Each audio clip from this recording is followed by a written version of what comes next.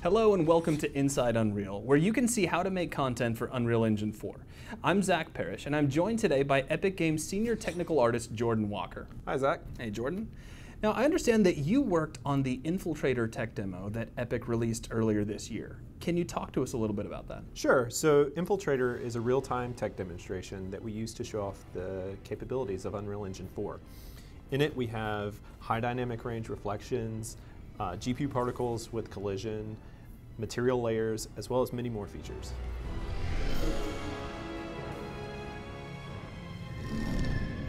Now, if I recall correctly, you used the new material system to help define the look and the feel of the characters in Infiltrator.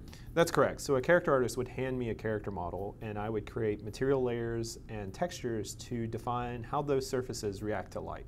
Okay, and we're going to be seeing a little bit of that today. That's correct. Awesome.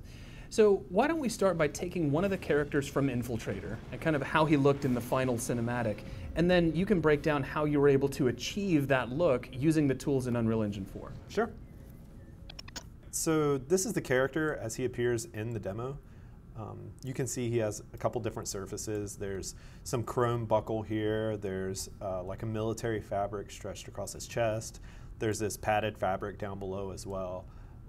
And as far as the workflow goes, we would start this the same way we would start a character before. So a character artist would create a high polygon model. They would process a normal map from that model and hand that off to a texture artist. Once the texture artist received that asset, they would create a few different textures, one of them being a material mask that kind of color codes where each material goes on the surface. Now, in this case, when you say where each material goes, are you talking about like the different types of surfaces that make up the character? Right, so here you can see they colored in where metal goes on his mask. And then down here they've colored where like the fabric padding goes and where the black plastic goes. Okay. So it literally is color coding the different types of surfaces that make him up. Exactly. All right, cool.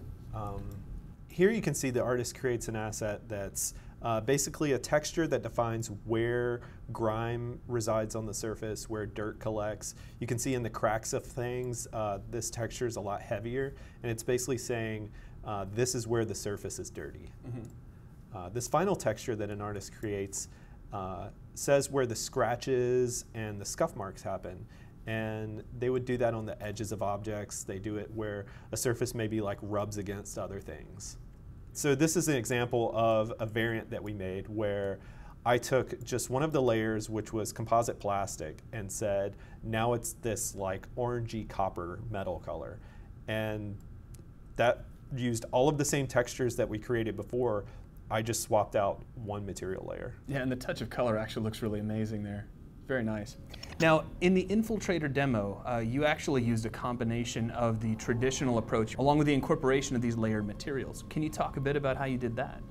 Right, so we used a traditional approach to create the material layers. So an artist will create a tiling base color, a tiling roughness texture, and a tiling normal map the same way they would before. They make that material layer look good, and then they use the new techniques of material layers to combine all of those together. And they still use traditional techniques to create the masks, right? Like those are created using Photoshop or 3D paint programs to blend the material layers together. So how do you benefit from using this hybrid technique?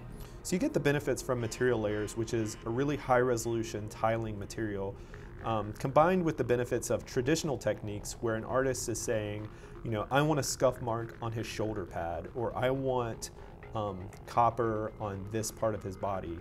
And so you're allowed custom surface information, but it still looks really high resolution and highly detailed.